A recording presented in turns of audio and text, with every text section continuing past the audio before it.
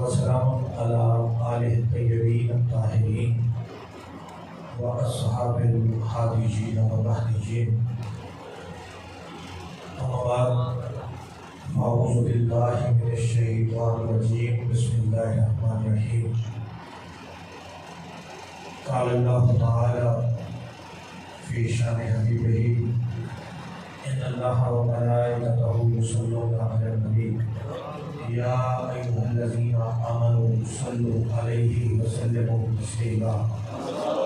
اللهم صل على سيدنا مولانا محمد وعلى آل سيدنا مولانا محمد وبارك وسلم عليه. الصلاة والسلام عليك يا رسول الله وعلى آلك وصحابك يا حبيب الله. الصلاة والسلام عليك يا رحمة للعالمين وعلى آلك وصحابك يا شفيع المذنبين. سامعین وقار،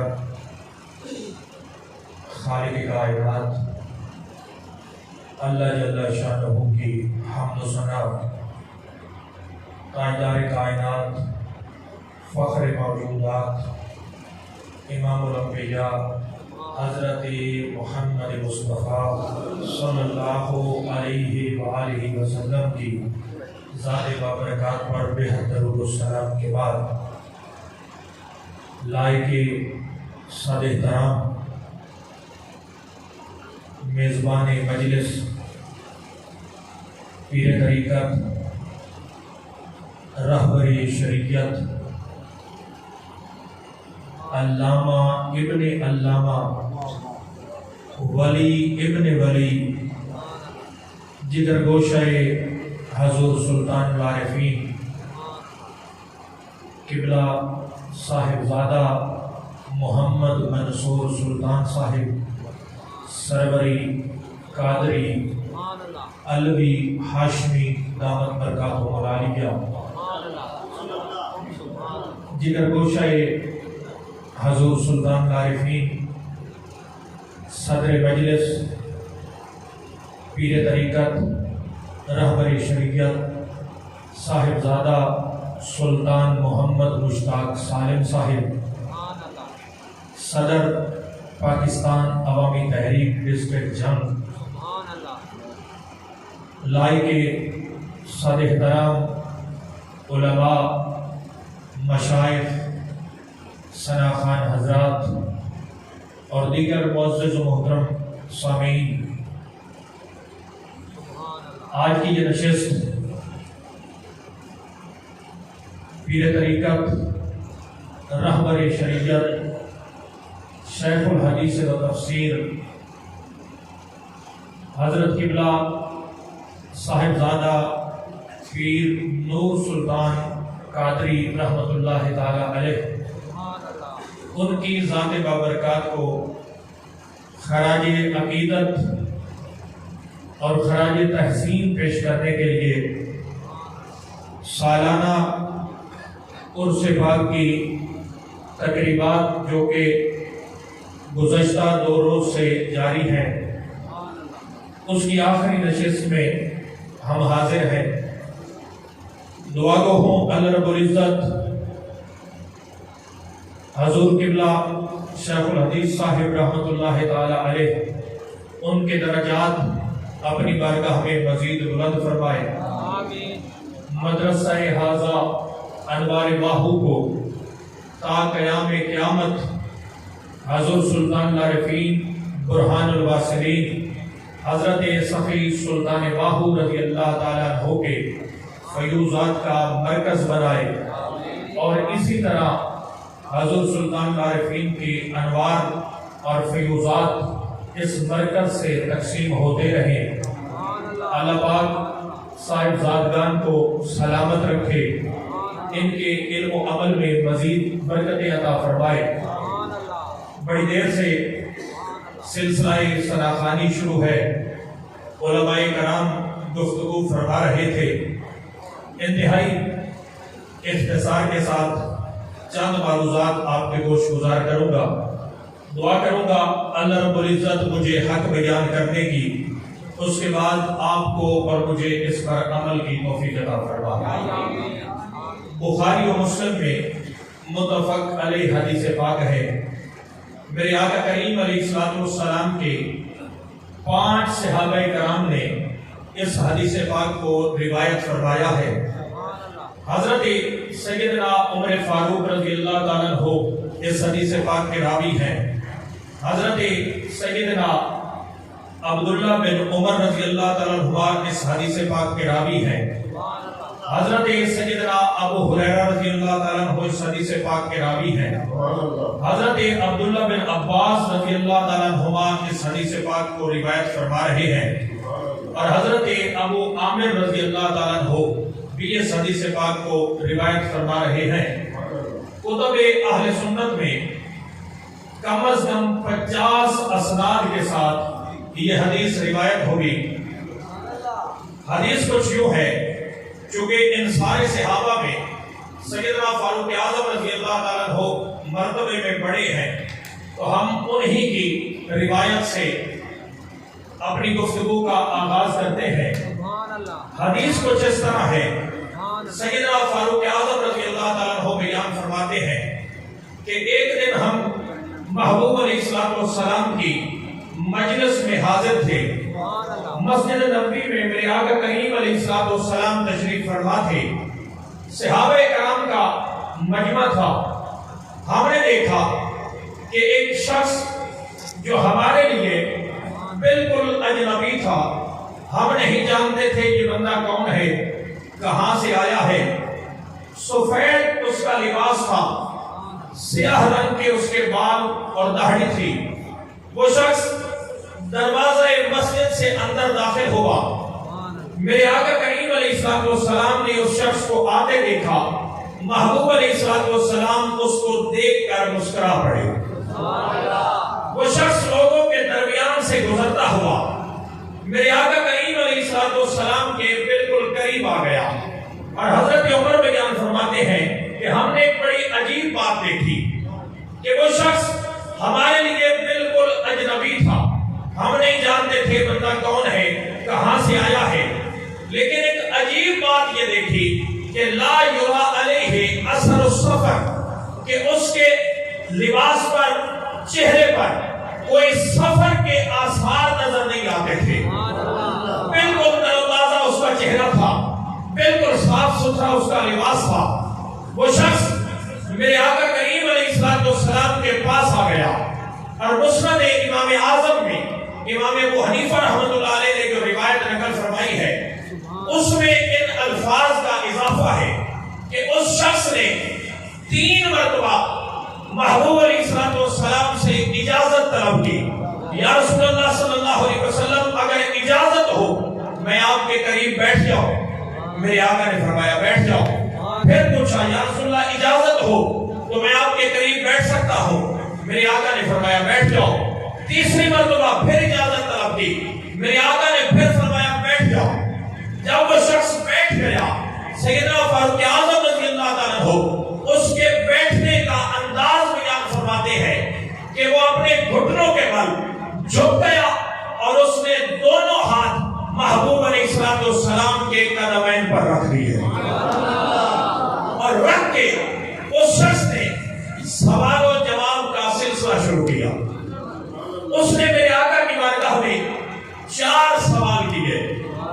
پہلا اس کا سوال یہ تھا، اخبرنی عن الاسلام یا رسول اللہ صلی اللہ علیہ وسلم، یا رسول اللہ صلی اللہ علیہ وسلم مجھے اسلام کے بارے میں بتائیں، اسلام کیا ہے؟ میرے آقا نے اس کے جواب میں ارکان 5 بیان فرمائے، اسلام کے ارکان بیان فرمائے۔ دوسرا اس نے سوال کیا، یا رسول اللہ صلی اللہ علیہ وسلم اخبرنی عن الایمان، اور بعض کتابوں میں ایمان کا سوال پہلے ہے، اسلام کا سوال بعد میں ہے۔ دوسرا اس کا سوال یہ تھا، یا رسول اللہ صلی اللہ علیہ وسلم ایمان کیا ہے؟ میرے آقا نے اس کے جواب میں عقائد اسلامی کیا بیان فرمائے۔ تیسرا اس نے سوال کیا، یا رسول اللہ صلی اللہ علیہ وسلم مل احسان، احسان کیا ہے؟ میرے آقا نے فرمایا احسان یہ ہے ان تعبد اللہ کأنک تراہ، کہ بندہ اللہ کی عبادت اس طرح کرے کہ کو دیکھ رہا ہے، رب کا جلوہ اس کی نگاہوں کے سامنے ہے اور وہ رب کو دیکھ رہا ہے۔ اور پھر فرمایا فَإِن لَمْ تَكُنْ تَرَاهُ فَإِنَّهُ يَرَاكَ، کہ اگر وہ یہ خیال نہیں کر سکتا، یہ گمان اپنے ذہن میں پختہ نہیں کر سکتا کہ میں رب کو دیکھ رہا ہوں، فرمایا دوسرا درجہ احسان کا یہ ہے کہ پھر یہ خیال کرے کہ میں تو رب کو نہیں دیکھ سکتا مگر وہ رب مجھے ضرور دیکھ رہا۔ چوتھا اس نے سوال کیا مَتَى السَّاعَةُ یا رسول اللہ صلی اللہ علیہ وسلم، یا رسول اللہ قیامت کب آئے گی؟ میرے آقا نے اس کے جواب میں علامات قیامت بیان فرمائے۔ حضرت عمر فرماتے ہیں کہ ہم نے ایک اور بڑی عجیب بات دیکھی کہ وہ شخص سوال کرتا، میرے آقا جواب ارشاد فرماتے، جواب سن کے وہ کہتا صدقتا یا رسول اللہ صلی اللہ علیہ وسلم، یا رسول اللہ آپ سچ فرما رہے ہیں۔ پھر جواب سنتا، پھر کہتا صدقتا یا رسول اللہ صلی اللہ علیہ وسلم، یا رسول اللہ آپ سچ فرما رہے ہیں۔ حضرت عمر فرماتے ہیں کہ ہم بڑے حیران تھے، عجیب شخص ہے، خود سوال کرتا ہے، جواب سن کے خود اس کی تصدیق کر رہا ہے۔ جب وہ شخص اٹھ کر باہر جانے لگا، دروازہ مسجد سے باہر نکلا، میرے آقا نے فرمایا صحابہ ذرا اس شخص کو واپس بلاتے ہو۔ حضرت عمر بیان کرتے ہیں کہ ہم میں سے کچھ اٹھ کے باہر گئے، لیکن باہر دیکھ کے حیران ہو گئے کہ وہ شخص جو ایک لمحہ پہلے دروازہ مسجد سے باہر نکلا تھا، باہر گلی میں کہیں اس کا نام و نشان تک موجود ہے۔ میرے آقا نے فرمایا اتدری من السائل، جانتے ہو یہ سوال کرنے والا کون تھا؟ عرض کی گئی یا رسول اللہ صلی اللہ علیہ وسلم ہم نے تو اس کو آج دیکھا ہے، آج سے پہلے تو کبھی یہ آپ کی بارگاہ میں حاضر نہیں ہوا تھا۔ میرے آقا نے فرمایا فَإِنَّهُ جِبْرِيلٌ آتاكُمْ يُعَلِّمُكُمْ دِينَكُمْ، فرمایا یہ کوئی اور نہیں، یہ جبریل امین تھے جو تمہیں تمہارا دین سکھانے آئے۔ اس حدیث پاک کو محدثین نے حدیث جبریل کے نام سے موسوم فرمایا ہے، اور بعض محدثین نے اس کو ام السنہ بھی کہا ہے۔ علماء بیٹھے ہیں، اس حدیث پاک کی شرح میں بے شمار ابواب قائم ہوئے، کتابیں لکھی گئی۔ میں آج کی گفتگو میں ساری حدیث پاک کو ڈسکس نہیں کروں گا، حدیث میں نے سنا دی، اس میں صرف ایک نقطے کی طرف آپ کی توجہ دلانا چاہتا ہوں، اور یہی میرا موضوع گفتگو ہوگا۔ وہ ایک خاص نقطہ کیا ہے، بالخصوص حضور صاحب دادا صاحب کی خدمت میں عرض کرنا چاہتا ہوں۔ جبریل نے 4 سوال کیے۔ پہلا اس کا سوال یہ تھا کہ یا رسول اللہ صلی اللہ علیہ وسلم اسلام کیا ہے؟ دوسرا سوال تھا ایمان کیا ہے؟ تیسرا سوال تھا احسان کیا ہے؟ چوتھا سوال تھا قیامت کب آئے گی؟ اب یہ جو آخری 2 سوال ہیں کہ احسان کیا ہے، قیامت کب آئے گی، اس کو ہم چھوڑتے ہیں۔ پہلے 2 سوال جو ہیں جس میں جبریل نے پوچھا اسلام کیا ہے، ایمان کیا ہے، بس یہی میرا موضوع گفتگو ہوگا۔ بس اسی ایک نقطے کو ہم ڈسکس کریں گے۔ یہاں پر جس نقطے کی طرف آپ کی توجہ دلانا چاہتا ہوں، جبریل نے پوچھا یا رسول اللہ اسلام کیا ہے، میرے آقا نے اس کا الگ جواب ارشاد فرمایا۔ سوال کیا یا رسول اللہ ایمان کیا ہے، میرے آقا نے اس کا الگ جواب ارشاد فرمایا۔ اب توجہ طلب بات یہ ہے کہ جبریل سوال کر رہا ہے اسلام کیا ہے، مصطفیٰ جواب الگ ہی ساتھ فرما رہے ہیں۔ جبریل پوچھ رہا ہے ایمان کیا ہے، میرے آقا جواب الگ ہی ساتھ فرما رہے ہیں۔ جبریل کا الگ الگ سوال کرنا، مصطفیٰ کا الگ الگ جواب دینا، اس بات پر دلالت کرتا ہے کہ قرآن کی نظر میں، حدیث کی نگاہ میں اسلام ایک الگ حقیقت ہے، ایمان ایک الگ حقیقت۔ اسلام ایک الگ شے کا نام ہے، ایمان ایک الگ شے کا نام ہے، ورنہ جبریل الگ الگ سوال نہ کرتا، میرے آقا الگ الگ اس کا جواب نہ دیتے۔ جبریل کا سوال کرنا، مصطفیٰ کا جواب ارشاد فرمانا اس بات پر دلالت کرتا ہے کہ اسلام ایک الگ حقیقت ہے، ایمان ایک الگ حقیقت ہے، اور ضروری نہیں ہے کہ جہاں اسلام ہو وہاں ایمان بھی موجود ہو۔ ضروری نہیں ہے جہاں اسلام ہو وہاں ایمان بھی موجود ہو۔ آپ کہیں گے کہ ہم تو بڑے سادہ لوگ ہیں، دیہاتی علاقوں کے رہنے والے، ہم تو بڑے سیدھے سادے ہیں، سال کے بعد حضور صاحبزادہ صاحب کی خدمت میں حاضر ہوتے ہیں، پورا سال ہمیں تو خبر ہی نہیں ہوتی، ہم تو اتنے سادہ ہیں، ہم تو جس کو بھی دیکھتے ہیں کہ اس نے پگڑی باندھی ہوئی ہے، داڑھی رکھی ہوئی ہے، جبہ پہنا ہوا ہے، تسبیح ہاتھ میں ہے، اللہ اللہ کر رہا ہے، نیکی کی باتیں کرتا ہے، نماز بھی پڑھتا ہے، روزہ بھی رکھا ہوا ہے، حاجی صاحب بھی ہے، تبلیغ بھی کرتا ہے، کبھی کبھی تبلیغ پہ چلا بھی جاتا ہے، لوگوں کو نیکی کی باتیں بھی کرتا ہے۔ ہم تو یہ سمجھتے تھے یہ سارا کچھ کرنے والا صاحب ایمان بھی ہوگا، اندر ایمان بھی ہوگا، مگر حدیث بتا رہی ہے یہ سارا کچھ کرنے والا ضروری نہیں ہے کہ مومن بھی ہو۔ یہ سارا کچھ کرنے والا ضروری نہیں ہے کہ صاحب ایمان بھی ہو، ضروری نہیں ہے کہ دل کے اندر ایمان بھی ہو۔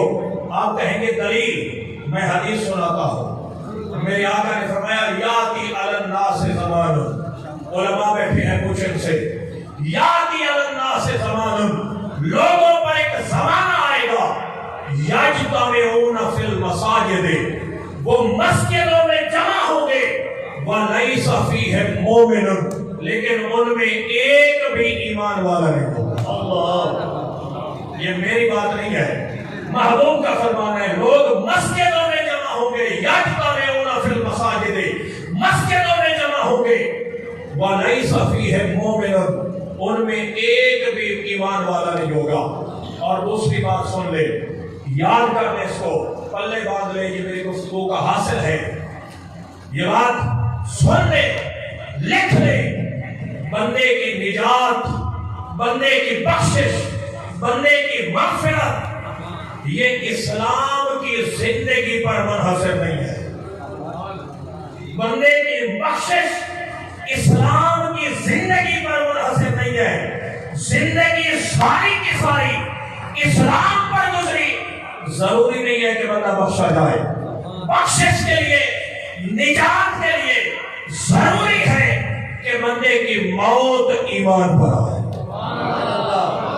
نجات کے لیے موت ایمان پر ضروری ہے۔ زندگی ساری کی ساری اسلام پر گزری، کوئی ضروری نہیں کہ شخص بخشا جائے۔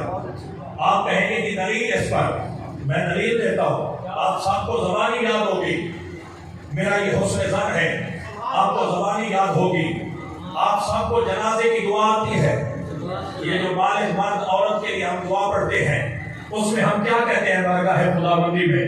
اللہم من احییتہ منا فاحیہ علی الاسلام ومن توفیتہ منا فتوفہ علی الایمان۔ معنی اس کا کیا ہے؟ معنی اس کا یہ ہے کہ مولا ہم میں سے جسے زندگی دے اسے اسلام پر زندگی دے، اور جسے موت دے اسے ایمان پر موت دے۔ تو معلوم کیا ہوا کہ اسلام کی زندگی نجات کی ضمانت نہیں دیتی۔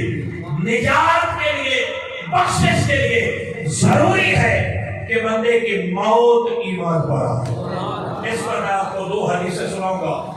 ایک حدیث میں اسلام کی زندگی کا نقشہ دکھاؤں گا، ایک حدیث میں ایمان کی موت کا نقشہ۔ فیصلہ آپ کریں گے۔ حدیثیں دونوں بخاری شریف پہ ہیں۔ پہلی حدیث کتاب المغازی میں امام بخاری رحمۃ اللہ علیہ نے اس کو روایت کیا۔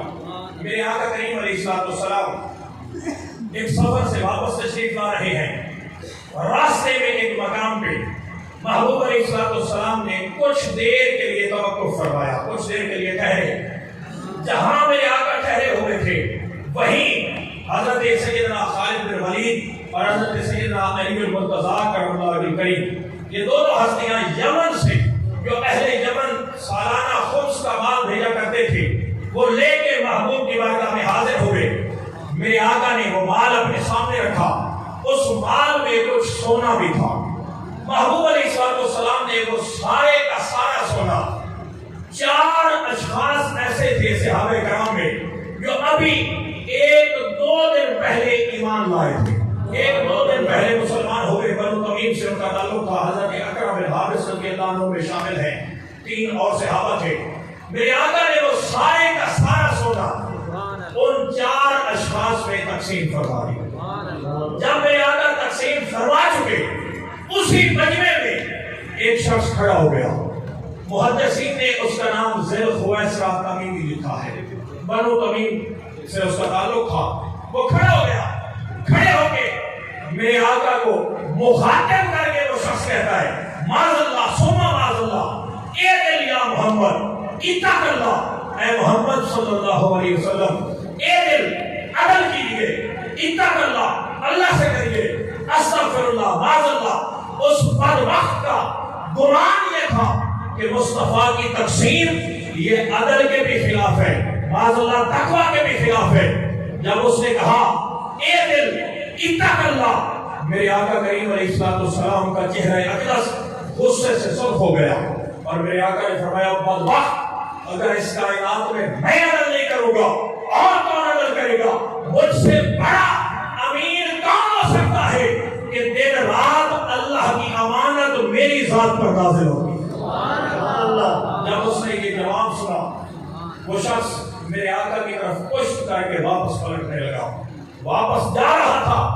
سیدنا فاروق اعظم رضی اللہ عنہ نے تلوار نکال دی، حضرت خالد بن ولید رضی اللہ تعالیٰ عنہ نے تلوار نکال دی، عرض کی یا رسول اللہ اجازت دے ہم اس کا ساتھ ہم سے جدا کر دیں۔ میرے آقا نے فرمایا وہ ٹھہر جاؤ، خالد ٹھہر جاؤ، اس کو قتل نہ کرو، اگر آج قتل کریں گے لوگ کہیں گے کہ محمد صلی اللہ علیہ وسلم اپنے ساتھیوں کو قتل کرواتے ہیں۔ فرمایا قتل نہ کرو مگر اس شخص کو غور سے دیکھ لو، اس کو غور سے دیکھ لو۔ میرے آقا نے فرمایا یخرج من دیدہ قوم، اور دوسری حدیث میں فرمایا قوامل، کہ اس کی پشت سے اس کی نسل سے قوم آئے گی، اور دوسری حدیث میں فرمایا اقوامل، بہت ساری قومیں آئیں گی۔ فرمایا نمازیں کثرت سے پڑھیں گے، اتنی کثرت سے پڑھیں گے تمہیں اپنی نمازیں ان کے مقابلے میں کم نظر آئیں۔ یہ مصطفیٰ کن سے فرما رہے ہیں؟ صحابہ سے فرما رہے ہیں۔ صحابہ میں ایسی ہستیاں بھی تھیں جو ایک رات میں 1000 نفل پڑھا کرتے تھے۔ مصطفیٰ ان سے فرما رہے ہیں کہ تمہیں اپنی نمازیں ان کے مقابلے میں کم نظر آئیں گی۔ تم کہو گے نمازی تو یہ ہے، نماز تو یہ پڑھتے ہیں، اور فرمایا روزے کثرت سے رکھیں گے، یقرؤون القرآن، قرآن کثرت سے پڑھیں گے، اتنے کثرت سے اور اتنی خوبصورت لب و لہجے سے پڑھیں گے، لوگ سنیں گے اور ششکار اٹھیں گے کیا بات ہے، قرآن تو یہ پڑھتے ہیں، قرآن کا تو حق ادا کرتے ہیں، قرآن تو ایسے پڑھنا چاہیے، بڑی لے کے ساتھ، بڑی سور کے ساتھ، بڑی خوبصورت قرات کے ساتھ پڑھیں گے، لوگ سنیں گے اششکار اٹھیں گے۔ لیکن میرے آقا نے فرمایا لا یجاوز حناجرہم، مگر وہ قرآن حلق سے نیچے نہیں اترے گا، ہوگا صرف نو کے زبان تک، ہوگا صرف زبان تک، اس کا اثر دل پر نہیں ہوگا۔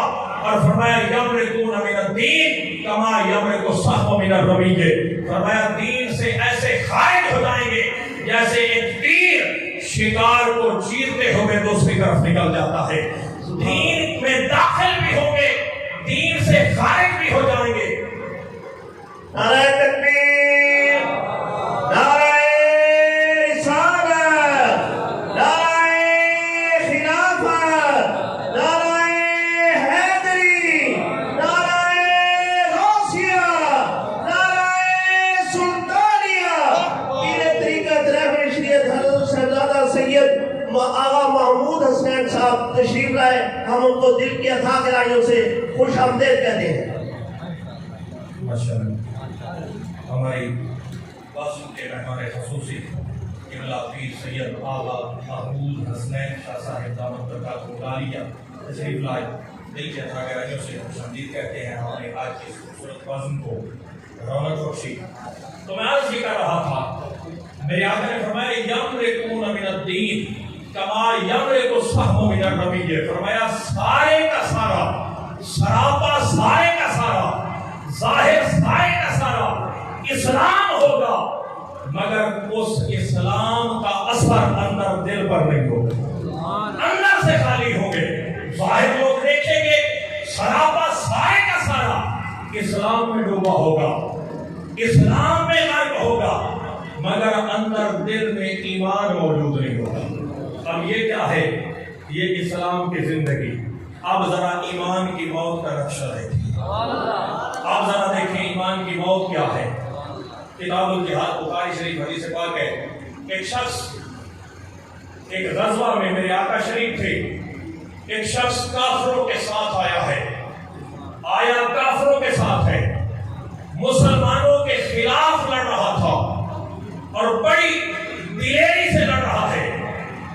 لڑتے لڑتے گھوڑے کی پشت میں سوار تھا، میرے آقا کے قریب سے گزرا.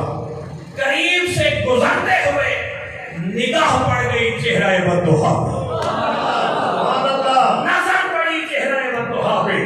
اور ترمذی شریف میں جہاں مولا کائنات علی المرتضیٰ کرم اللہ کریم میرے آقا کا حلیہ اقدس بیان فرماتے ہیں، وہاں سیدنا علی المرتضیٰ کرم اللہ کریم نے بڑا خوبصورت جملہ ارشاد فرمایا.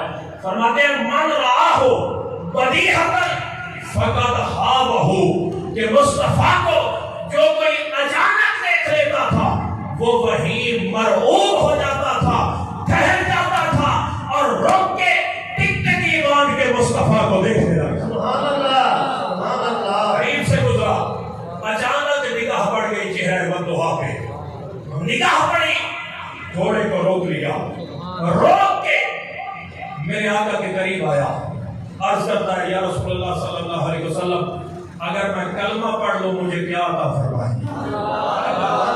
اگر میں کلمہ پڑھ لوں مجھے کیا دیں گے؟ میرے آقا نے فرمایا کلمہ پڑھ لوں میں تمہیں جنت کی ضمانت دیتا ہوں. اس نے کلمہ پڑھا، گھوڑے کی پشت پہ سوار تھا.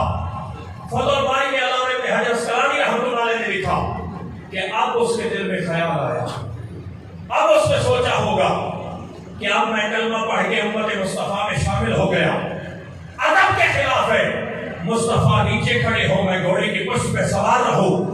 نیچے ابھرنے لگا، گھوڑے کی رکاب میں پاؤں الجھا، زمین پہ گرا، گردن کی ہڈی ٹوٹی، جان جانے آخری کے سفر. اگلے لمحے جان چلی گئی. میرے آقا نے فرمایا جس نے جنتی دیکھنا ہو اس شخص کا چہرہ دیکھنا، جس نے جنتی دیکھنا ہو اس کا چہرہ دیکھ لے. اب سوال یہ ہے اس شخص نے کتنی نمازیں پڑھی تھی، کتنے روزے رکھے تھے، کتنی عبادتیں اس کے نامہ اعمال میں تھی. کلمہ پڑھنے کے بعد اسے تو فقط وضو کا موقع نہیں مل سکا، فقط غسل نہیں کر سکا. اگلے لمحے اس کی جان چلی گئی. اس ایک لمحے میں اس نے کون سا عمل کیا تھا کہ یکسر اس کی تقدیر بدل گئی.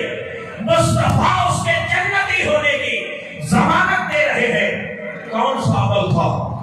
ایک ہی عمل تھا کہ ایک نگاہ حالت ایمان میں چہرہ مصطفیٰ پہ پڑی تھی. اس ایک نگاہ نے اس کی تقدیر بدل دی. اس ایک نگاہ نے اس کی تقدیر بدل دی. یہ تھی ایمان کی موت. اب آپ کہیں گے کہ آدھا گھنٹہ گزر گیا، ہم ایک ہی بات سمجھ سکے کہ بخشش کے لیے اسلام کی زندگی نہیں، ایمان کی موت ضروری ہے. کتنی بات میں سمجھ آ گئی؟ اب یہاں پر آپ پھر سوال کریں گے، آپ کے ذہنوں میں یہ سوال اٹھے گا کہ یہاں تو ہر کوئی ایمان کا دعوے دار ہے، ہم تو جس دکان پہ بھی جائیں وہاں یہی صدا رہی ہوتی ہے کہ مومن میں ہوں، ایمان میرے پاس ہے، آؤ اصل ایماندار میں ہوں، میں مومن ہوں. ہر کوئی کہتا ہے، ہر کوئی دعوے دار ہے. تو ہمیں پتہ کیسے چلے کہ مومن کون ہے؟ یہ پتہ کیسے چلے کہ مومن ہے کون؟ مومن کہتے کس کو ہے؟ اس پر بجائے ہم ادھر ادھر کے میں متکلمین کی آراء کو بیان کروں کہ ایمان کی ڈیفینیشن کیا ہے، بڑی تفصیل ہے، محدثین نے ایمان کے بارے میں کیا لکھا، فقہاء نے کیا لکھا، اس بحث میں پڑھنے کی بجائے کیوں نہ یہ سوال براہ راست بارگاہ مصطفیٰ میں کیا تھا، میرے آقا سے پوچھا جائے یا رسول اللہ صلی اللہ علیہ وسلم ایمان کیا ہے؟ میرے آقا نے ایک جملے میں ایمان کی تعریف فرمائی، فرمایا لا یؤمن احدکم حتی اکون احب الیہ من والدہ وولدہ والناس اجمعین، فرمایا تم میں سے کوئی اس وقت تک مومن نہیں ہو سکتا جب تک ذات مصطفیٰ کے ساتھ اپنے والدین سے بڑھ کے، اولاد سے بڑھ کے اور کائنات کے ہر انسان سے بڑھ کے ذات مصطفیٰ کے ساتھ پیار نہیں کرے۔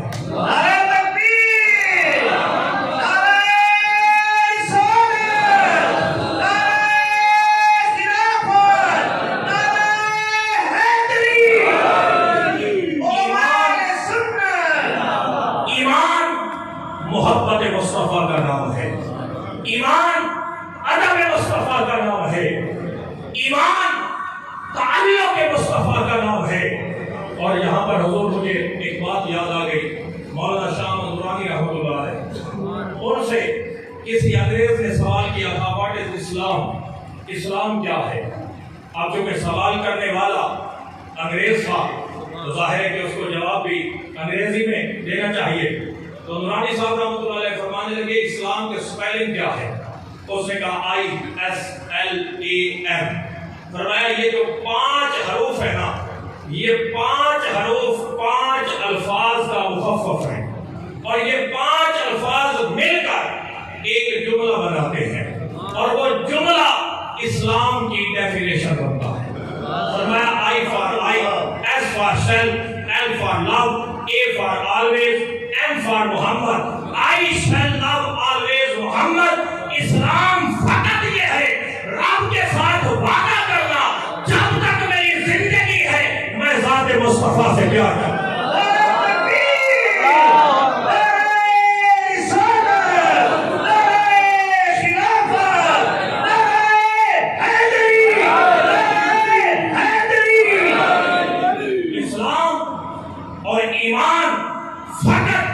ذات مصطفیٰ سے تعلق کا نام ہے، فقط ذات مصطفیٰ کی محبت کا نام ہے۔ اور اگر آپ مجھ سے پوچھیں اس ساری بحث کا خلاصہ، اس ساری بحث کا خلاصہ میں 2 لفظوں میں بیان کرنا چاہتا ہوں کہ ایمان کہتے کس کو ہے۔ اسلام کی 1400 سالہ تاریخ، سارے کا سارا قرآن، ساری کی ساری حدیث کا مجموعہ، اس کا نچوڑ کیا ہے، اس کا خلاصہ کیا ہے؟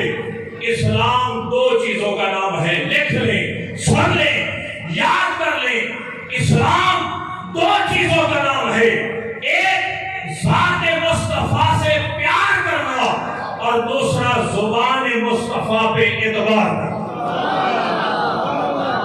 اسلام فقط یہ ہے، ایمان فقط یہ ہے، ذات مصطفیٰ سے پیار کرنا، زبان مصطفیٰ پہ اعتبار کرنا۔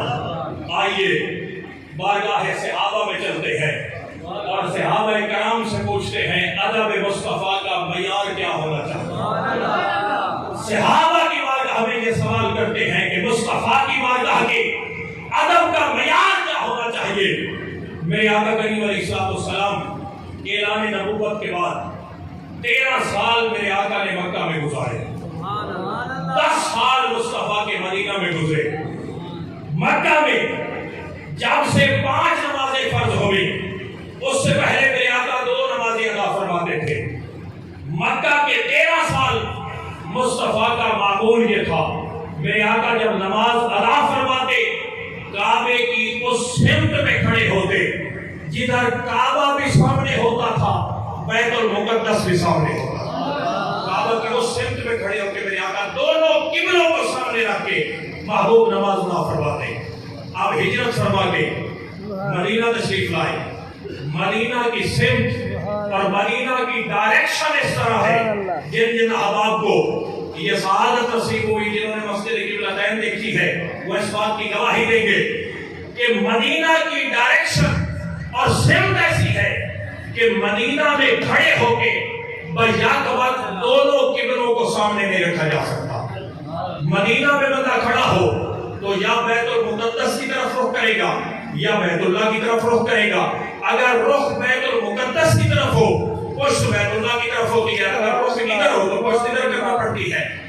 اب مدینہ میں مصطفیٰ جب تشریف لائے, چونکہ مدینہ میں یہودیوں کی اکثریت تھی, یہودیوں کی تالیف قلب کے لیے, اور یہ بات میں پوری ذمہ داری سے کہہ رہا ہوں, یہودیوں کی تالیف قلب کے لیے آج کوئی اہل بیت کا ذکر کرے, لوگ کہتے ہیں کہ فلاں کو خوش کرنے کے لیے کر رہا ہے, فلاں کو راضی کرنے کے لیے کر رہا ہے. میرے آقا یہودیوں کی تالیف قلب کے لیے 18 مہینے تک بیت المقدس کی طرف رخ کر کے نمازیں پڑھتے رہے. مگر کیا ہوا, دو طرح کے اعتراض شروع ہو گئے. ایک اعتراض مشرکین مکہ کی طرف سے تھا کہ عجیب بات ہے, جب تک مکہ میں تھے ان کا قبلہ خانہ کعبہ تھا, مکہ سے مدینہ میں گئے وہاں قبلہ بدل گیا, وہاں بیت المقدس کو قبلہ بنا لیا. دوسرا اعتراض یہودیوں کی طرف سے تھا کہ یہ نبی دین اپنا نیا لے کے آئے ہیں, کتاب اپنی لے کے آئے, کلمہ اپنا پڑھا رہے ہیں, شریعت اپنی دے رہے ہیں, لیکن کعبہ ہمارا استعمال کرتے ہیں ہمارے قبلے کی طرف. اگر اولاد اسماعیل ہیں تو حضرت ابراہیم کے بنائے ہوئے کعبے کی طرف رخ کر کے نمازیں پڑھے. میرے آقا کے قلب اطہر میں یہ خواہش پیدا ہوئی, محبوب کے قلب اطہر میں یہ خواہش پیدا ہوئی, اور دعا بیٹھے ہیں اس بات پر گواہی دیں گے. میرے آقا نے دعا نہیں مانگی تحویل قبلہ کے لیے, دعا نہیں مانگی, فقط دل میں خواہش پیدا ہوئی. خواہش کے تحت مصطفیٰ نے نگاہ اٹھا کے آسمان کی طرف دیکھا, حالت نماز میں تھے, نگاہ اٹھی, آواز قدرت آئی, قد نرا تقلب وجہک فی السماء, اے محبوب تیرا چہرہ بار بار آسمان کی طرف اٹھنا ہم دیکھتے ہیں. فَلَنُوَلِّيَنَّكَ قِبْلَةً تَرْضَاهَا, میرا محبوب جدھر تیرا جی چاہے, جس پر تو راضی ہو تو ادھر رخ پھیر دے, ہم اسی کو قبلہ بنا دیں. جدھر تیرا دل چاہے تو رخ پھیر دے, ہم اسی کو قبلہ بنا دیں گے. مولا یہ نماز مکمل کر لیں. اگلی نماز میں فرمایا نہیں, نماز پوری ہوتی ہے نہ ہو, پہلے میرے یار کی مرضی پوری ہو, پہلے میرے یار کی مرضی پوری ہوگی. فرمایا حالت نماز میں رخ بدل دے. مصطفیٰ نے حالت نماز میں رخ بدل دیا. اب دلچسپ امر یہ ہوا کہ یہ نماز میرے آقا اکیلے نہیں پڑھ رہے تھے, یہ نماز اکیلے نہیں پڑھ رہے تھے, جماعت ہو رہی تھی, صحابہ کرام کی صفیں پیچھے تھی. اب حالت نماز میں مصطفیٰ نے رخ بدل دیا. اب صحابہ جو تھوڑی دیر پہلے بیت المقدس کی طرف رخ کر کے نمازیں پڑھ رہے تھے, اب رخ والضحیٰ ان کے سامنے تھا, اب رخ یار ان کے سامنے تھا. اب صحابہ کے لیے یہ امتحان کی گھڑی تھی, ہم کیا کریں. صحابہ نے سوچا ہم کیا کریں. صحابہ نے سوچا اس موقع میں کیا کرنا چاہیے.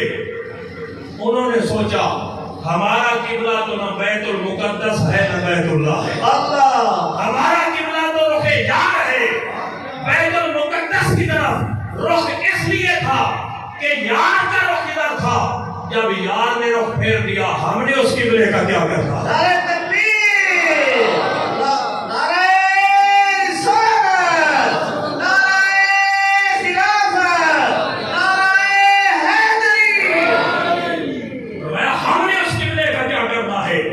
مصطفیٰ چل کے آگے آئے, صحابہ سارے کے سارے رخ پھیر کے مصطفیٰ کے پیچھے ہو گئے, اور جدھر محبوب کا رخ تھا, میرے آقا کا رخ جدھر تھا, صحابہ نے ادھر رخ پھیر دیا.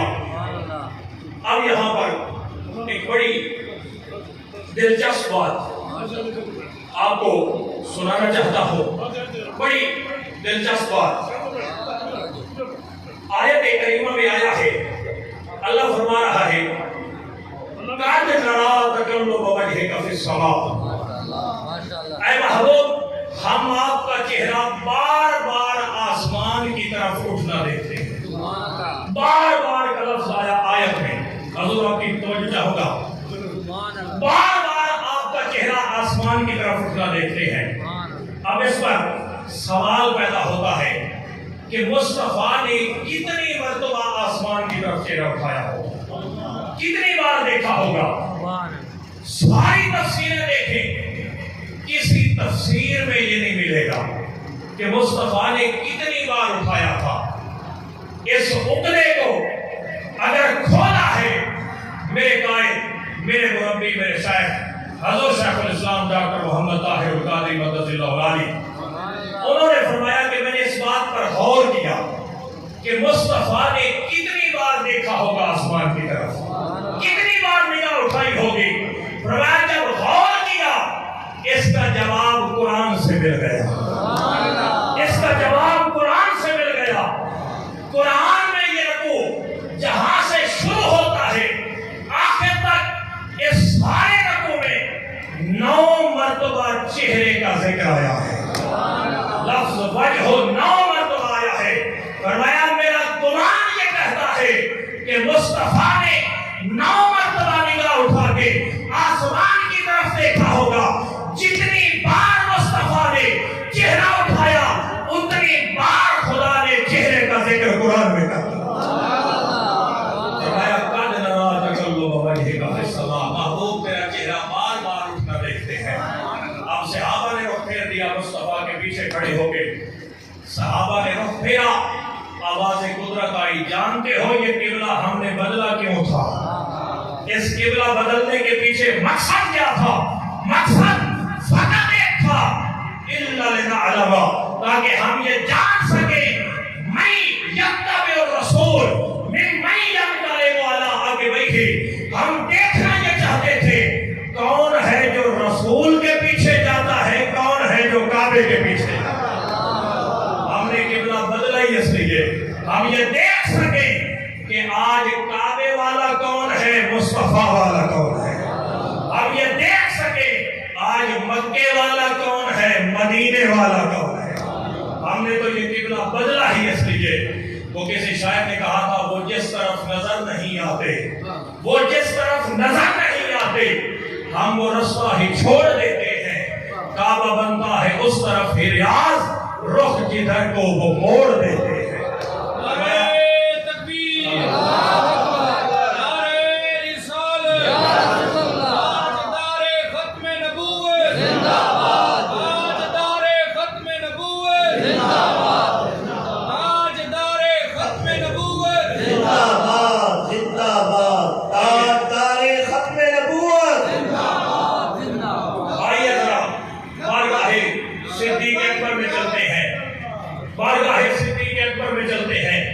صدیق اکبر سے پوچھتے ہیں مصطفیٰ کے ادب کا معیار کیا ہے.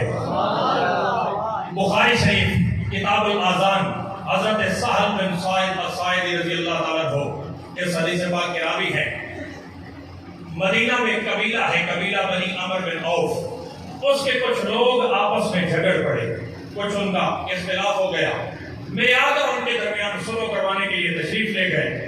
اس دوران ادھر مسجد نبوی میں نماز کا وقت ہو گیا. اب صحابہ نے دیکھا محبوب علیہ السلام تشریف فرما نہیں ہے, نماز کا وقت ہو چلا ہے. صحابہ نے صدیق اکبر کو مصلی امامت پہ کھڑا کر دیا. گویا صحابہ کا عقیدہ یہ تھا کہ مصطفیٰ نہ ہو, مصلی کا وارث صدیق اکبر ہے. میرے آقا کی مقام پہ, مصلی رسالت پہ صدیق اکبر کو کھڑا کر دیا. نماز شروع ہو گئی. مصطفیٰ دوران نماز تشریف لائے. میرے آقا دروازہ مسجد سے داخل ہو گئے. علماء سے پوچھئے, بخاری شریف کے الفاظ ہے فصفق الناس, لوگوں نے اس طرح ہتھیلیاں بجانا شروع کر دیا. اس طرح الٹے ہاتھ پہ سیدھا ہاتھ مارا. اس کو عربی میں تصفیق کہتے ہیں, تاکہ اگلی صف والوں کو متوجہ کرے کہ مصطفیٰ آئے ہیں. اگلی صف والوں نے دیکھا محبوب آئے ہیں. اب میرے آقا گزرتے جا رہے تھے, صفیں ٹوٹتی جا رہی تھی. حالت نماز میں صحابہ رستہ بنا رہے تھے, محبوب آگے جا رہے تھے. جب یہ تصفیق کا شور صدیق اکبر تک پہنچا۔ صدیق بھی سمجھ گئے محبوب آئے ہیں۔ اب صحابہ صفیں توڑ رہے تھے، صدیق نے مصلی چھوڑ دی، مصلی چھوڑ کے پیچھے پلٹے۔ میرے آقا نے فرمایا نسبت علی مکانک یا ابا بکر، اے ابو بکر اپنی جگہ پہ ٹھہرے رہو۔ گویا مصطفیٰ بھی بتا رہے ہیں ابو بکر یہ مقام تیرا ہے، اپنی جگہ پہ ٹھہرے رہو۔ میرے آقا نے حکم فرمایا ٹھہرے رہو۔ بخاری شریف کے الفاظ ہیں فرفع یدیہ، صدیق اکبر نے ہاتھ بلند کیا، سبحان اللہ، اللہ کا شکر ادا کیا، مولا تیرا شکر ہے کہ مصطفیٰ اس بات پہ راضی ہے میں مصلی امامت پہ کھڑا ہوں۔ یہ کہہ کے صدیق اکبر واپس پلٹے۔ میرے آقا مصلی امامت پہ تشریف فرما ہوئے، نماز مکمل ہو گئی۔ محبوب نے پوچھا ما منعک یا ابا بکر اذ امرتک، اے ابو بکر جب میں نے تجھے کہا تھا کہ اپنی جگہ پہ ٹھہرے رہو تو پیچھے کیوں پلٹا؟ صدیق نے جواب دے کے ہمارے عقیدے پر مہر تصدیق سا۔ صدیق کا جواب کیا تھا؟ فرمایا من کان لابن ابی قحافہ ان یصلی بین یدی رسول اللہ صلی اللہ علیہ وسلم، ابو قحافہ کا بیٹا ابو بکر یہ کیسے جرأت کر سکتا ہے مصطفیٰ پیچھے کھڑے ہو اور وہ مصلی امامت پہ کھڑے؟ اب یہ سارا کچھ کب ہو رہا تھا؟ حالت نماز میں ہو رہا، یہ سارا عمل نماز میں ہو رہا تھا۔ اٹھائیے بخاری شریف، علماء بیٹھے ہیں، پوچھیں ان سے۔ میرے آقا نے کہیں نہیں فرمایا کہ صحابہ تمہاری نماز نہیں ہوئی، نماز دوبارہ پڑھو، بلکہ مصطفیٰ نے مسئلہ کیا سمجھایا؟ فرمایا جب بھی کبھی ایسا وقت آ جائے ایسا کرنا ہو، فرمایا یہ تصفیق نہ کیا کرو، فَإِنَّ التَّصْفِيقُ لِلنِّسَاءِ، یہ عورتوں کے لیے ہے۔ فرمایا تصفیق اس طرح ہتھیلیاں نہ بجایا کرو، کیا کرو؟ امام کو مخاطب کرنا ہو الحمدللہ، سبحان اللہ، اللہ اکبر، اس طرح کے جملے کہہ کے امام کو مخاطب کیا کرو۔ گویا مصطفیٰ بتانا یہ چاہتے تھے کہ جب بھی کبھی ایسا موقع آئے کرنا اسی طرح ہے، طریقہ یہی ہے، ادب کا تقاضا یہی ہے، مگر یہ الفاظ بدل دو، یہ تصفیق نہ کیا کرو۔ آج تو ہمیں توحید سکھائی جاتی ہے کہ نماز میں مصطفیٰ کا خیال آ جائے تو یہ ہوتا ہے وہ ہوتا ہے، یہاں خیال نہیں آیا، یہاں خود مصطفیٰ آ گئے تھے، خود محبوب آ گئے تھے، اور صحابہ حالت نماز میں مصطفیٰ کی تعظیم کر رہے تھے۔ صفیں تو ٹوٹ رہی ہے، امام مصلی چھوڑ رہا ہے، مگر سائے کو چھوتے ہوئے بھی نماز صحابہ کی مکمل ہو رہی ہے۔ یہاں پر مجھے ایک سرائکی شاعر کا ایک شعر یاد آ گیا، چونکہ آپ کا سرائکی خطہ ہے تو بڑی دیر سے آپ حدیث سن رہے ہیں، ذرا آپ کے ذوق کو، وہ جو شاعری کا ذوق رکھتے ہیں ان کے لیے تھوڑے سے، تو کسی سرائکی کے شاعر نے بڑی خوبصورت اسی منظر کی عکاسی کی کہ کاف قاضیہ کھول کتاب دسا، کاف قاضیہ کھول کتاب دسا، ادو وقت نماز ادو یار آ گئے، ادو پاک امام اذان دیتی، گھڑ کھول ادو دلدار آ گئے، ہت بیت و فرض عظیم جو ہے میری سوچ تو پانی تار آ گئے، ناشاد نماز قضا پڑھسوں اٹھی ادب کرو سرکار۔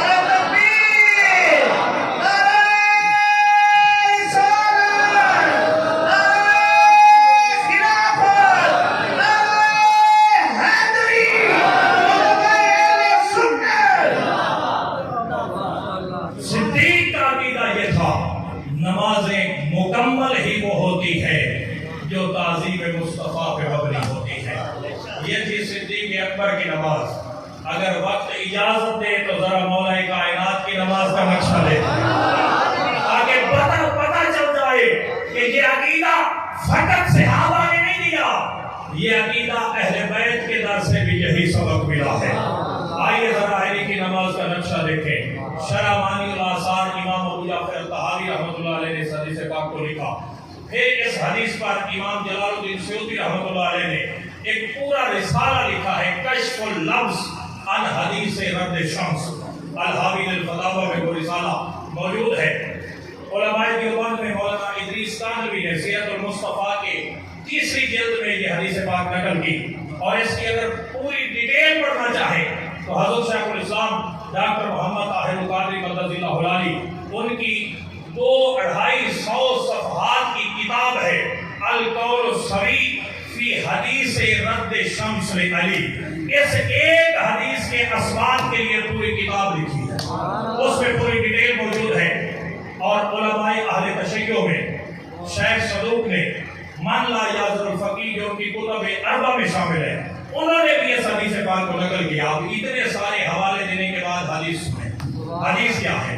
میرے آقا ایک سفر سے واپس تشریف لا رہے ہیں, راستے میں ایک مقام پہ میرے آقا نے آرام کرنا چاہا. سیدنا علی المرتضیٰ کرم اللہ وجہ الکریم ساتھ تھے. محبوب علیہ السلام نے فرمایا علی اپنی گود بچھاؤ میں سونا چاہتا ہوں. میرے آقا نے علی کی گود میں سر رکھا, محبوب محو استراحت ہوئے. اب ہوا کیا تھا؟ ہوا یہ تھا کہ میرے آقا نماز عصر ادا فرما چکے تھے. علی کی عصر کی نماز رہتی تھی, مولا علی نے ابھی نہیں پڑھی تھی. ایک بڑی لطیف سی بات کرنا چاہتا ہوں, سمجھنے والے سمجھ جائیں گے, زیادہ وضاحت نہیں کروں گا. مولا علی نے عصر کی نماز ابھی نہیں پڑھی تھی, میرے آقا پڑھ چکے تھے.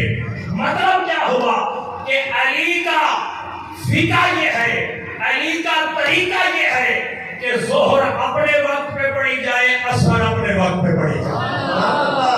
ظہر الگ پڑھتے تھے, عصر الگ پڑھتے تھے. اگر ملا کے پڑھتے ہوتے تو کب کے پڑھ چکے ہوتے. علی کی عصر رہتی تھی. علامہ شیخ صدوق نے بھی لکھا صلاۃ العصر, صلاۃ عصر کا وقت تھا. میرے آقا محو استراحت ہوئے.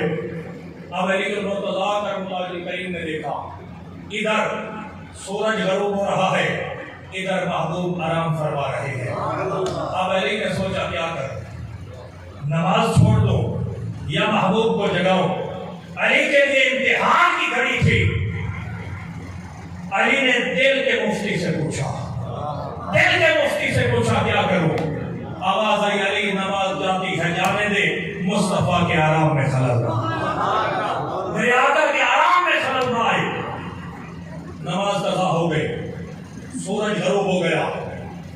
زندگی کی پہلی نماز تھی علی کی جو قضا ہو رہی تھی, ورنہ علی وہ نمازی ہے. امام نسائی نے خصائص علی المرتضیٰ میں جو پہلی حدیث نقل کی ہے وہ کیا ہے؟ حضرت عبد الرحمن بن عوف فرماتے ہیں میں حضرت عباس بن عبد المطلب کے پاس بیٹھا تھا, اور یہ واقعہ کب کا ہے؟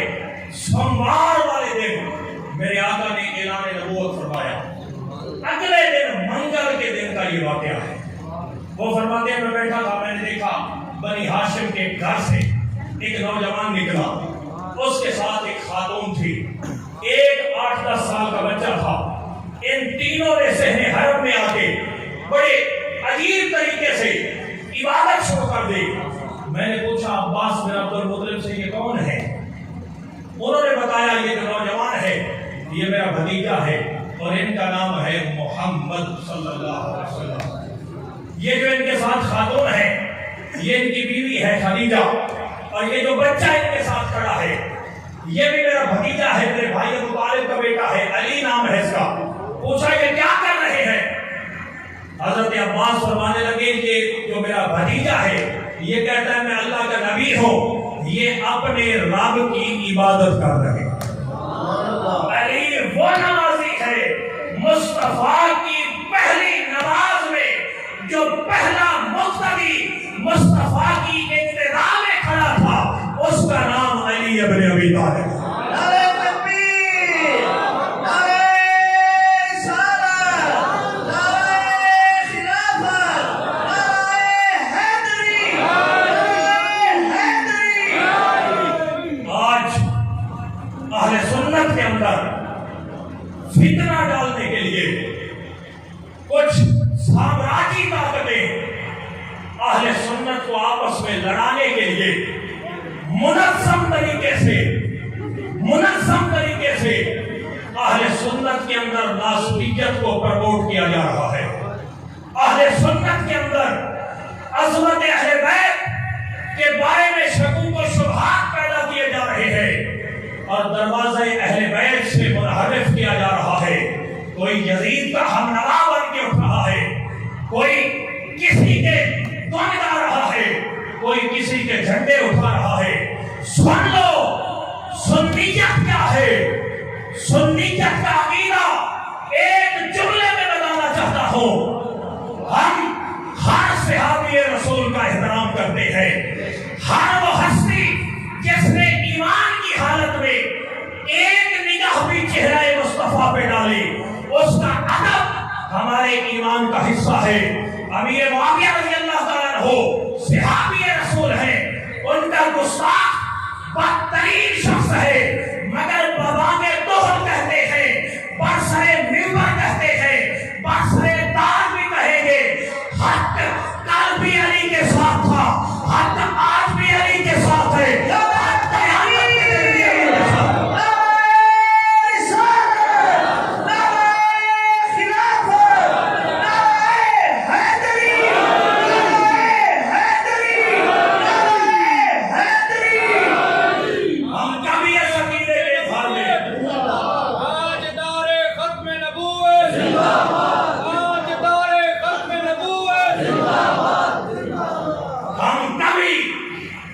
اس عقیدے کو نہیں چھوڑ سکتے. یہ عقیدہ ہمیں اکابرین سے ملا ہے. یہ عقیدہ 1400 سال سے اہل سنت میں آ رہا ہے. ہم نے مانا حق ہمیشہ علی کے ساتھ تھا, اور میرے آقا نے دعا کیا فرمائی, اے اللہ حق کو ادھر پھیر دے جدھر میرا علی جائے.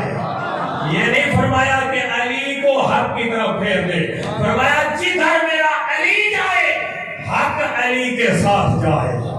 آج حق کی تلاش میں مارے مارے نہ پھرتے رہنا. غدیر خم پہ علی کا ہاتھ تھام کے مصطفیٰ دکھا کے گئے تھے, فرمایا من کن مولا ہو فہذا علی کا مولا. سن لو جس جس کا میں مولا ہوں, اب قیامت تک اس کا علی مولا ہے. حضرت عمر نے کہا تھا, ریاض النظرہ میں محب الدین خطیب طبری نے لکھا, دو بدو آ گئے حضرت عمر سے فیصلہ کروانے کے لیے. فیصلہ کریں, فرمایا جاؤ علی سے فیصلہ کروا لو. ایک بدبخت نے علی المرتضیٰ کی شان میں گستاخی کی, اور اس کے جو جملے تھے وہ ریاض النظرہ میں لکھے ہیں, علماء جانتے ہیں, میں زبان سے ادا نہیں کرنا چاہتا. اس نے کہا یہ رہ گیا ہمارے فیصلے کرنے والا, یہ ہمارے فیصلے کرے گا. اس نے یہ جملے کہے, سیدنا فاروق اعظم رضی اللہ تعالیٰ عنہ کھڑے ہو گئے. وَأَخَذَ بِقَلْبِهِ, اس شخص کو گریبان سے پکڑ لیا. وَشَالَهُ مِنَ الْأَرْضِ, اور زمین سے اٹھا لیا, کیونکہ عمر کے ہاتھ میں آ گیا تھا. عمر کے ہاتھ میں آ گیا تھا, زمین سے اٹھا لیا. فَأَشَارَ إِلَىٰ عَلِيِّ بْنِ أَبِي طَالِبٍ, اور علی المرتضیٰ کی طرف اشارہ کر کے حضرت عمر فرمانے لگے, هَذَا مَوْلَائِي وَمَوْلَا كُلِّ مُؤْمِنٍ مَنْ لَمْ يَكُنْ مَوْلَاهُ فَلَيْسَ بِمُؤْمِنٍ. فرمایا علی میرا مولا ہے, علی ہر مومن کا مولا ہے. جو علی کو مولا نہ مانے, عمر کا فیصلہ یہ ہے وہ صاحب ایمان ہی نہیں ہو سکتا. من لم یکن مولاہ فلیس بمؤمن, فرمایا جس کا علی مولا نہیں وہ مومن ہی نہیں. اس علی کی نماز قضا ہو گئی, نماز قضا ہو گئی. علی کی آنکھوں سے آنسو روا ہو گئے. علی علی کرنا بڑا آسان ہے, علی کی سیرت پہ عمل بڑا مشکل ہے. پہلی نماز علی کی قضا ہو رہی تھی, علی کی آنکھوں سے آنسو روا ہوئے, آنسو چہرہ مصطفیٰ پہ پڑے. میرے آقا نے آنکھ کھولی, پوچھا علی روتا کیوں ہے؟ عرض کی یا رسول اللہ نماز قضا ہو گئی. میرے آقا نے فرمایا علی پریشان نہ ہو, نماز قضا پڑھنا چاہتا ہے یا ادا پڑھنا چاہتا ہے؟ عرض کی محبوب آپ کی خدمت میں تھا, میرے آقا نے دست دعا اٹھائے. یہ دعا سنانے کے لیے ساری حدیث سنائی. دعا کے الفاظ کیا تھے؟ میرے آقا نے فرمایا اللہم کان علی فی طاعتک و طاعت رسولک فرد علیہ الشمس. اے اللہ علی تیری اطاعت, اے اللہ علی تیری اطاعت میں تھا, تیرے رسول کی اطاعت میں تھا. اب آپ سارے کے سارے مجھ سے زیادہ پڑھے لکھے, زیادہ سمجھدار احباب تشریف فرمائے, علماء کرام بیٹھے ہیں, ان سے پوچھیں نماز پڑھنا اللہ کی اطاعت ہے یا نماز چھوڑنا اللہ کی اطاعت ہے؟ اللہ کی اطاعت کیا ہے؟ نماز پڑھنا. تو علی المرتضیٰ نے کیا کیا تھا؟ علی نے تو نماز چھوڑ دی تھی، لیکن محبوب کیا فرما رہے ہیں؟ اللہم کان علی فی طاعتک، اے اللہ علی تیری اطاعت میں تھا، تیری اطاعت میں تھا. علی نماز چھوڑ کے بھی رب کی اطاعت میں تھا. کیوں؟ کیونکہ اعلیٰ حضرت نے ہمیں یہ سبق سکھایا کہ ثابت ہوا کہ جملہ فرائض ہے سب فرو، اصل الاصول بندگی استاجہ کی ہے. بندگی کی اصل ذات مصطفیٰ کی بندگی ہے، بندگی کی اصل محبوب کی بندگی ہے. اور اطاعت مصطفیٰ میں اگر اطاعت خدا رہ بھی جائے پھر بھی وہ رب کی اطاعت شمار ہوتی ہے. حضرت اسماء بنت قیس رضی اللہ تعالیٰ عنہ جو حدیث پاک کی راویہ ہے وہ بیان فرماتی ہے ہم نے ڈوبے ہوئے سورج کو اپنی نگاہوں سے واپس پلٹ کے وقت عصر پہ چمکتے دیکھا.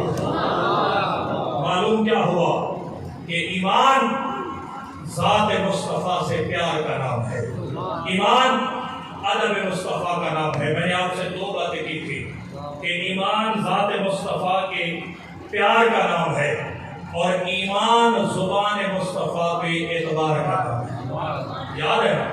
تو گویا آدھا حصہ میری تقریر کا ختم ہو گیا، آدھا بھی باقی ہے.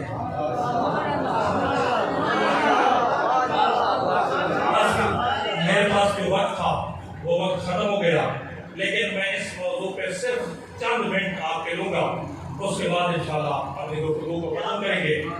میں نے کہا تھا ایمان زبان مصطفیٰ پہ اعتبار کا نام ہے. اس پر صرف ایک حدیث سناؤں گا اور بات ختم ہو گئی. ترمذی شریف میں حدیث پاک ہے میرے آقا نے ایک اعرابی کے ساتھ ایک گھوڑے کا سودا کیا. گھوڑے کا سودا کیا. محبوب وہ اعرابی گھوڑا بیچنا چاہتا تھا، میرے آقا گھوڑا خریدنا چاہتے تھے. گھوڑے کا سودا ہو گیا، سودا ہوا. محبوب علیہ السلام کیونکہ جب گھر سے نکلے تھے تو ظاہر ہے کہ گھوڑا خریدنے کے لیے تو نہیں نکلے تھے، وہ تو اچانک بازار میں نظر آ گیا، محبوب کو پسند آ گیا. میرے آقا نے فرمایا بھائی سودا طے ہو گیا، تم یہی ٹھہرو، میں ابھی گھر سے اس کی قیمت لاتا ہوں، قیمت تمہارے حوالے کروں گا، گھوڑا میں لے جاؤں گا. میرے آقا گھر تشریف لے گئے. جب واپس تشریف لائے دیکھا کہ اس اعرابی نے گھوڑا بیچ دیا تھا، وہ اکیلا کھڑا ہوا. میرے آقا نے پوچھا بھائی گھوڑا کدھر ہے؟ اس نے کہا جی میں نے بیچ دیا. کیوں بیچا؟ جی مجھے اس کی زیادہ قیمت مل رہی تھی، میں نے اس لیے بیچا. میرے آقا نے فرمایا بھائی تیرا اور میرا سودا ہو گیا تھا، بات طے ہو گئی تھی. اس نے کہا جی مجھے زیادہ قیمت مل رہی تھی اس لیے میں نے بیچ دیا. میرے آقا نے فرمایا کہ تم سودے پر سودا کیسے کر سکتے ہو؟ جب محبوب نے بار بار یہ تقاضا کیا اس نے کہا جی آپ کا اور میرا کوئی سودا ہوا ہی نہیں، کوئی بات ہی طے نہیں. میرے آقا نے فرمایا بھائی سودا ہو گیا تھا. اس نے کہا اگر سودا ہو گیا تھا تو پھر اس پر کوئی گواہ دے کے جو یہ گواہی دے کہ آپ کا اور میرا سودا ہوا ہے. میرے آقا نے فرمایا کہ ایک تو تھا، میں تھا، تیسرا تو کوئی بندہ تھا نہیں، گواہ کون ہو؟ کون گواہی دے؟ ابھی یہ بات شروع تھی. محبوب کے ایک غلام ہے حضرت خزیمہ بن ثابت انصاری رضی اللہ تعالیٰ عنہ پاس سے گزرے. انہوں نے دیکھا کہ وہ اعرابی بار بار محبوب سے گواہ کا مطالبہ کر رہے ہیں کہ گواہ لے کے آئے، گواہ لے کے آئے. حضرت خزیمہ قریب ہوئے، عرض کی یا رسول اللہ میں گواہی دیتا ہوں، میں گواہی دیتا ہوں. میرے آقا نے پوچھا خزیمہ کس بات کی؟ فرمایا جو بات آپ کر رہے ہیں اس پر میں گواہی دیتا ہوں. میرے آقا نے فرمایا تم نے یہ ہمارا سودا ہوتے دیکھا ہے؟ عرض کی نہیں یا رسول اللہ، میں اگر دیکھا نہیں تو گواہی کیسے دیتے ہو؟ حضرت خزیمہ نے عرض کی یا رسول اللہ صلی اللہ علیہ وسلم یہ گھوڑے کا سودا ہوتے تو میں نے نہیں دیکھا، ہم نے تو خدا کو بھی نہیں دیکھا، ہم نے تو جنت و دوزخ کو بھی نہیں دیکھا، ہم نے تو جبریل کو آتے نہیں دیکھا. آپ نے کہا جنت ہے ہم مان گئے، آپ نے کہا دوزخ ہے ہم مان گئے، آپ نے کہا جبریل آتا ہے ہم مان گئے، آپ نے کہا خدا ہے ہم مان گئے. جب اتنا کچھ آپ کے کہنے پہ مانا ہے ایک گھوڑے کا سودا کیوں نہیں مانا؟ ایک تیرے ہی کہنے پہ یہ مانا کہ خدا ہے، ایک تیرے ہی کہنے پہ یہ مانا کہ خدا ہے. پوچھا نہیں موصوف کی صورت ہی کیا ہے، تو نے جو کہا تھا کہ هو اللہ احد، پھر اور دلیلوں کی ضرورت ہی کیا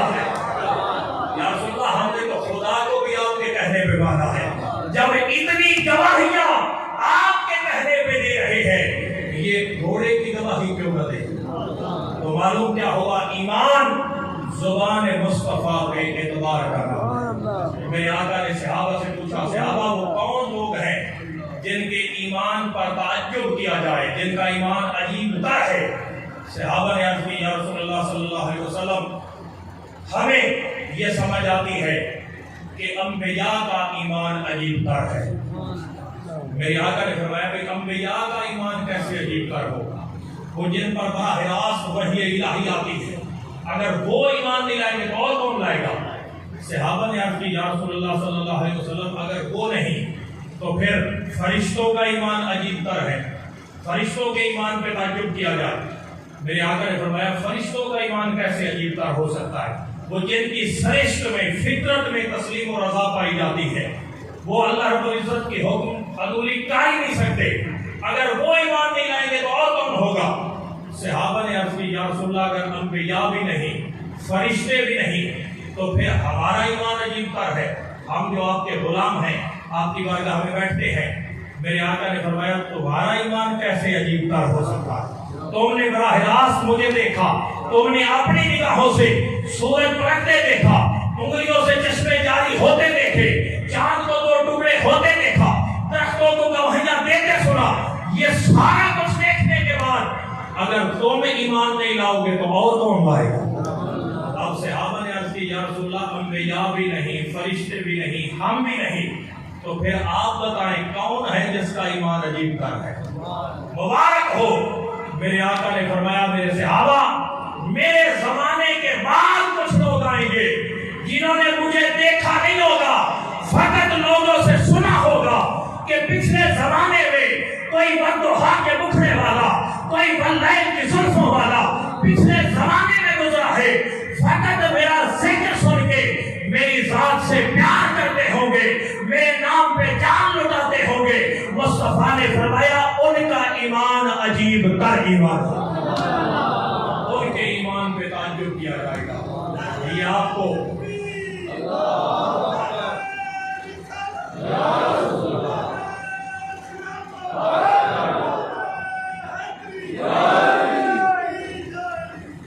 یہ آپ کو اولیاء اللہ کی سنگت ایسے نہیں نصیب ہو گئی، اللہ نے ازل سے آپ کو کیوں نہ رکھا تھا ان کی سنگت کے لیے۔